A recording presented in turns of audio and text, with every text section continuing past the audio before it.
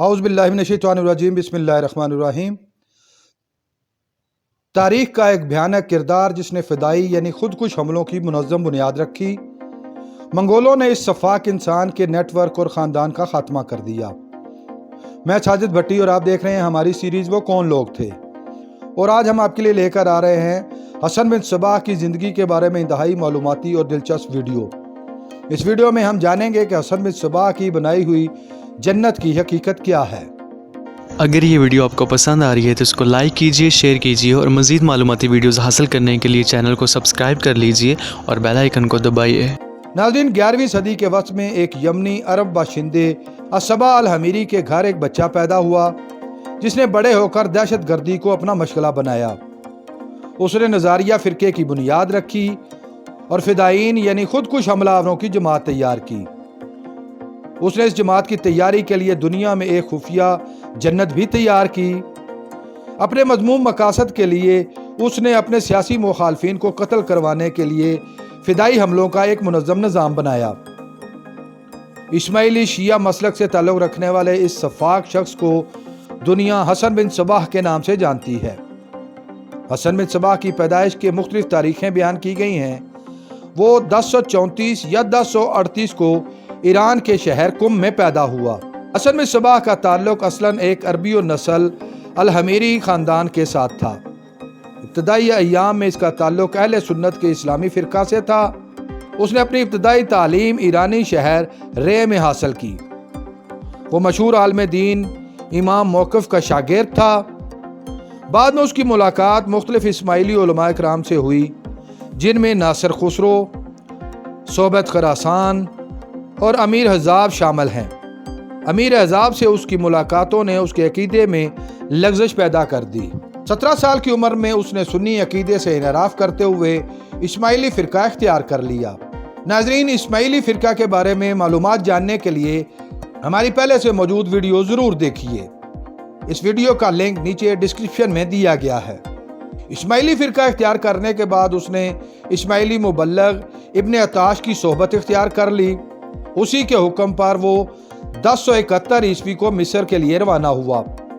रास्ते में उसने असफ़हान शहर में क़याम किया और आखिर वो 1078 ईस्वी में मिस्र पहुंचा। उस वक्त मिस्र में फ़ातिमी खिलाफत राय थी और खलीफा मुस्तनसर बिल्ला तख्त खिलाफत पर बराजमान था। हसन बिन सबाह ने किसी भी तरह खलीफा के दरबार तक रसाई हासिल कर ली। वो 18 माह तक मिस्र में मज़ीद मुकीम रहा, मगर उसकी मुलाकात खलीफा मुस्तनसर से ना हो सकी, लेकिन उसके दरबार में उसका आना जाना जारी रहा। खलीफा मुस्तनसर बिल्ला की ज़िंदगी में ही उसके वज़ीर बदरुज्जमाली के मुस्तनसर बिल्ला के बड़े बेटे नज़ार के साथ इख्तिलाफात शुरू हो गए। इन इख्तिलाफात में हसन बिन सबाह नज़ार का हामी था। कहा जाता है कि इसी मुखालफत की बिना पर बदरुज्जमाली ने ही हसन बिन सबाह को मिस्र से निकलवा दिया। खलीफा मुस्तनसर बिल्ला ने अपनी ज़िंदगी में ही अपने बड़े बेटे नज़ार की खिलाफत का ऐलान कर दिया। खलीफा की वफ़ात के बाद उसके छोटे बेटे अहमद अल मुस्ताली बिल्ला ने सिपा सालार के साथ मिलकर तख्त पर कब्जा कर लिया। बड़ा बेटा नज़ार हमायती न मिलने की वजह से कायरा से सिकंदरिया चला गया। मिस्र से निकाले जाने के बाद हसन बिन सबाह 1081 में ईरान के शहर असफ़हान पहुंचा। यहाँ पहुंचकर उसने नज़ारिया सोच और नज़रियात को आगे फैलाने का सिलसिला शुरू कर दिया। जब निज़ामुद्दीन मुल्क को इतला हुई तो उसने अपने दामाद अबू मुस्लिम को उसकी गिरफ्तारी का हुक्म दिया। उसने गिरफ्तारी की कोशिश की, मगर हसन बिन सबाह हाथ ना आया। नाज़रीन, ये वो दौर था जब सियासी तौर पर इराक और शाम की कुव्वत टूट रही थी और नज़ारिया सोच के हामी ईरान में फैल चुके थे। हसन बिन सबाह ने अपने हम ख्याल लोगों को एक परचम तले जमा करके मुनज़्ज़म करना शुरू कर दिया। हसन बिन सबाह ने अपनी सरगर्मियों का आगाज़ माज़ंदरान की वादियों से किया और तंजीम को चलाने के लिए लूट मार के सिलसिले का आगाज़ कर दिया। उसके बाद बहुत जल्द ही उसने फारस और असफ़हान के गांवों पर ही कब्जा कर लिया। उस वक्त इराक में अब्बासी खलीफा मुक्तदी बिल्ला तख्त नशीन था और हुक्मरानी मलक शाह सल्जोकी की थी। मलक शाह सल्जोकी ने हसन बिन सबाह के फसाद के खात्मे के लिए इक़दाम शुरू किए, जिस पर हसन बिन सबाह भी मलक शाह के खिलाफ मुतर्रक हो गया। निज़ामुल मुल्क मलक शाह का काबिल एतमाद वजीर था। حسن بن صباح کی جماعت بہت زیادہ پذیرائی حاصل نہ کر سکی، بہت کم لوگ ہی اس کی جماعت میں شامل ہوئے۔ ایسے میں حسن بن صباح کو یقین تھا کہ وہ بہت زیادہ بڑی سیاسی کامیابی حاصل نہیں کر سکتا، لہذا اس نے اپنے سیاسی مخالفین کے منظم قتل کا پروگرام مرتب کیا۔ اس نے فدائین یا خودکش حملہ آوروں کی ایک جماعت تیار کی۔ اس جماعت کے تاریخ میں مختلف نام حسنی، فدائیہ، حشاشین اور سباہیہ ملتے ہیں۔ 19 نومبر 1092 کو ملک شاہ اول کی وفات کے بعد اس کے خاندان میں جھگڑوں کی وجہ سے نظاریوں کی طاقت میں بہت زیادہ اضافہ ہو گیا۔ اصفہان کے بعد حسن بن صباح قزوین پہنچا۔ بحیرہ قزوین کے قریب قلعہ المواد کے گرد و نواح کے علاقوں میں اس کے ساتھی پھیل گئے اور دعوتی کام کا آغاز کر دیا۔ جلد ہی اس کا اثر و نفوذ قلعہ المواد کے اندر بھی بڑھ گیا۔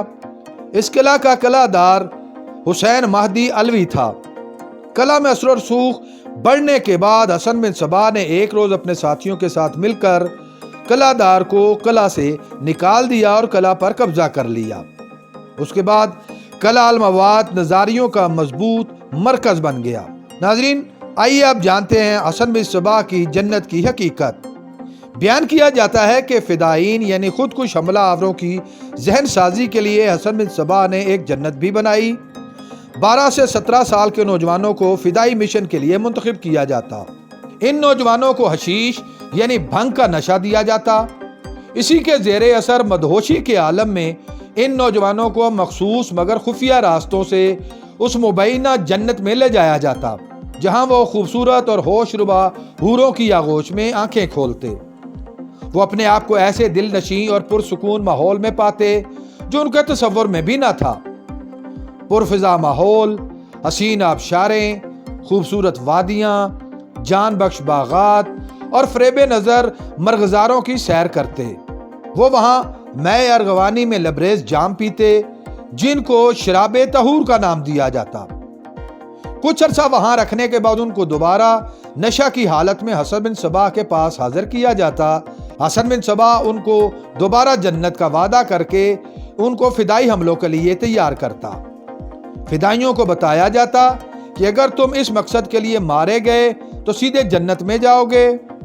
اس جنت میں دوبارہ جانے کی خواہش پر یہ فدائی اپنی جان پر کھیل کر بھی حسن بن صباح کے حکم کی تعمیل کرتے۔ اسی بنا پر منظم دہشت گردانہ حملوں کا بانی حسن بن صباح کو کہا جاتا ہے۔